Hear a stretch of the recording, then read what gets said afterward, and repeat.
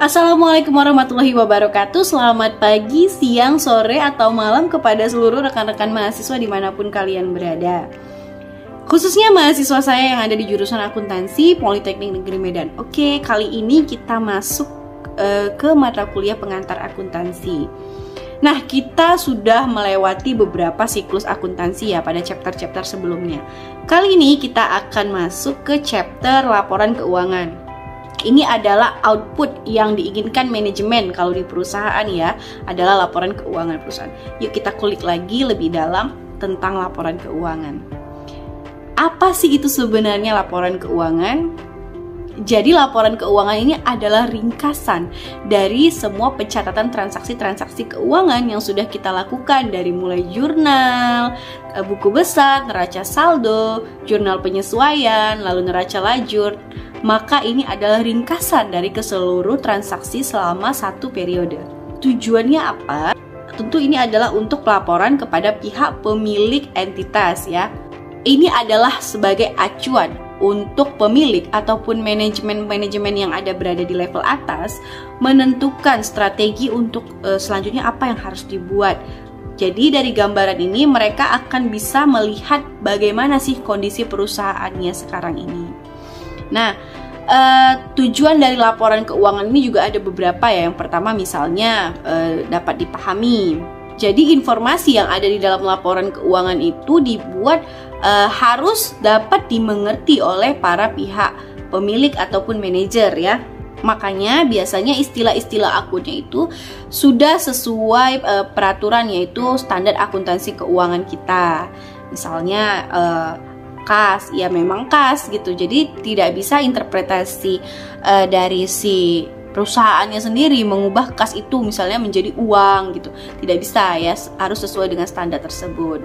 Nah, yang kedua itu tujuannya adalah relevan. Jadi informasi-informasi yang ada di laporan keuangan itu harus terkait dengan strategi-strategi apa yang harus dibuat untuk selanjutnya. Yang ketiga ada materialitas.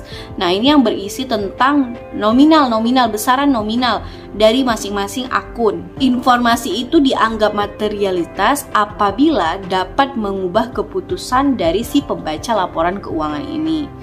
Materialitas itu berarti artinya bernilainya itu lumayan ya, misalnya antara 1.000 dan 1 juta ya. Yang bernilai materialitas itu adalah 1 juta karena jumlahnya banyak. Nah, selanjutnya substansi mengungguli bentuk. Jadi semua peristiwa atau transaksi itu disajikan sesuai dengan substansinya, bukan hanya bentuk hukumnya.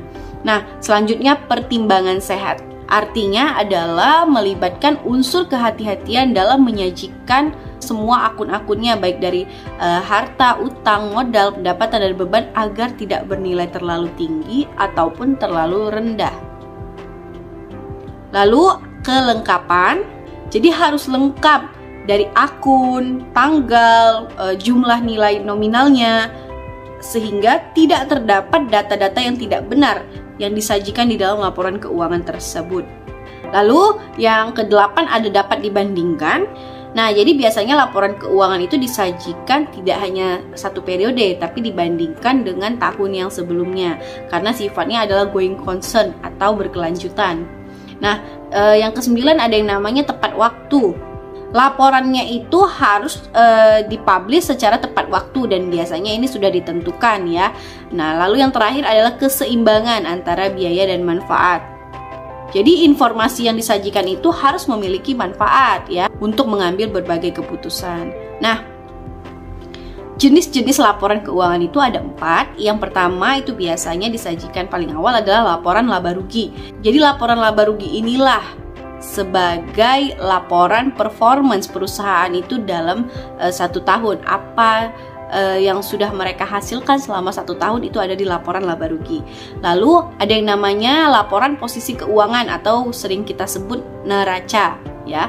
Nah, jadi ini adalah laporan yang akan menyajikan posisi-posisi keuangan perusahaan, terdiri dari aset, utang, dan modal ya. Jadi di sini semua tersaji.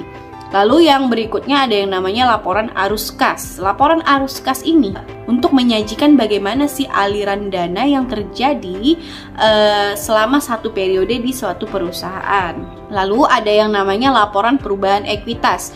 Nah, seiring sudah berjalannya transaksi selama satu periode, pastikan modal yang awalnya sudah ada itu akan bisa jadi berkembang atau bisa jadi berkurang. Maka ada yang namanya laporan perubahan ekuitas untuk melihat berapa sih modal terkininya yang dimiliki oleh perusahaan. Kita masuk ke jenis laporan keuangan yang pertama, ada laporan laba rugi. Komponennya itu adalah yang berhubungan dengan pendapatan dan beban. Nah, pendapatan itu subkomponennya kan ada penjualan bersih, harga pokok penjualan, hingga akan menghasilkan yang namanya laba kotor ya. Penghasilan kotor ini harus dikurangkan dengan beban-beban selama kegiatan operasional perusahaan, ada beban usaha dan lain sebagainya, barulah didapat yang namanya laba bersih. Dan ada ditambahkan lagi dengan pendapatan lain-lain. Nah, pendapatan lain-lain ini diterima oleh perusahaan di luar kegiatan rutinnya.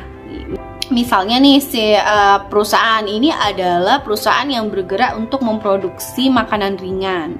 Nah, tapi ternyata karena perusahaan memiliki gedung lebih, sehingga gedung itu disewakan kembali untuk orang lain. Tetapi kan bisnis utamanya bukan penyewaan ya, melainkan adalah penghasil makanan ringan. Nah, penghasilan yang didapatkan dengan menyewakan gedung tersebut itulah yang namanya pendapatan lain-lain, dan dikurang juga dengan beban lain-lainnya. Nah, itulah yang ada di dalam komponen laporan laba rugi. Secara garis besar, contoh laporan laba rugi ini adalah sebagai berikut ya. Jadi di sini dicari dulu semuanya laba brutonya, lalu setelah semua unsur-unsur dalam komponen laporan laba rugi itu dimasukkan, maka kita akan tahu posisi kita saat ini untung atau rugi ya. Nah, di sini ada laba sebesar 10.560. Selanjutnya, untuk laporan posisi keuangan ataupun neraca ya, unsur-unsurnya itu ada 3, ada aset, ada hutang, ada modal.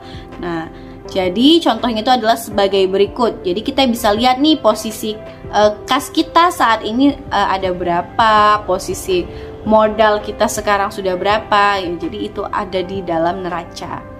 Oke, selanjutnya ada ya tadi yang namanya laporan arus kas. Jadi laporan arus kas ini yang berhubungan dengan kas dan juga setara kas ya.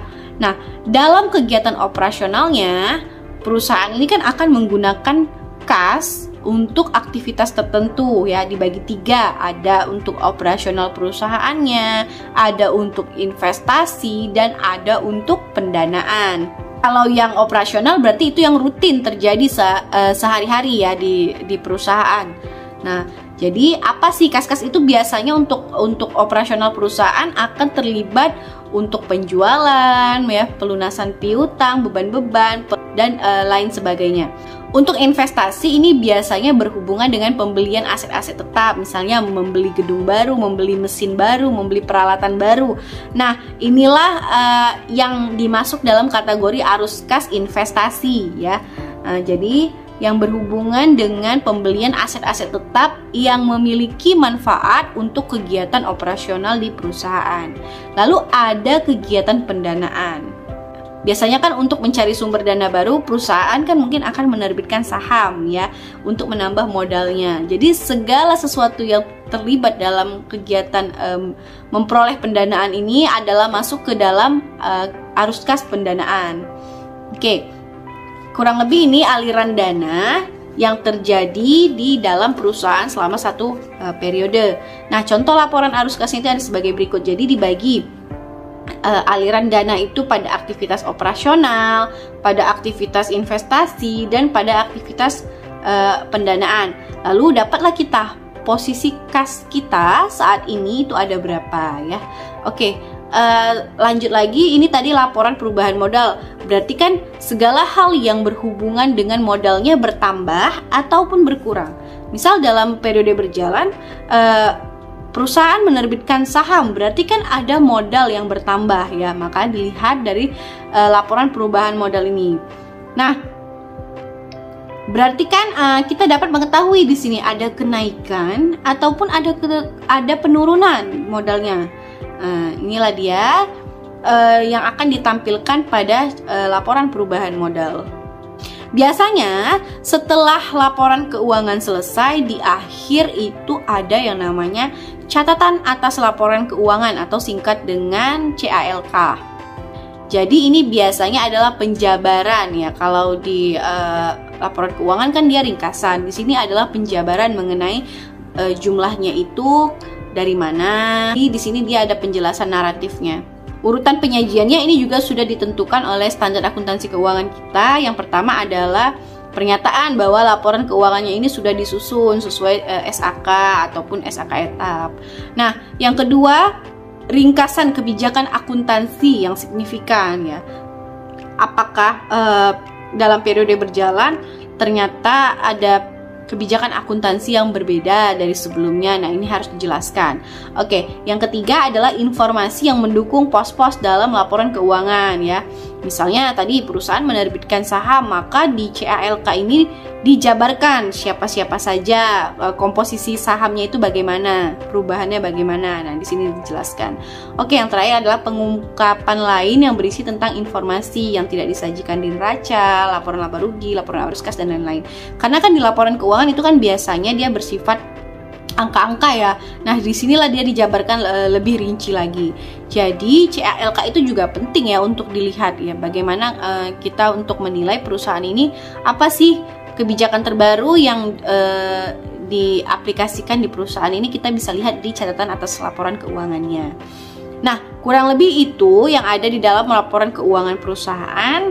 Semoga dapat membantu rekan-rekan mahasiswa sekalian untuk meringkas ataupun mereview kembali materi yang sudah kita pelajari di kelas. Saya akhiri, Assalamualaikum warahmatullahi wabarakatuh.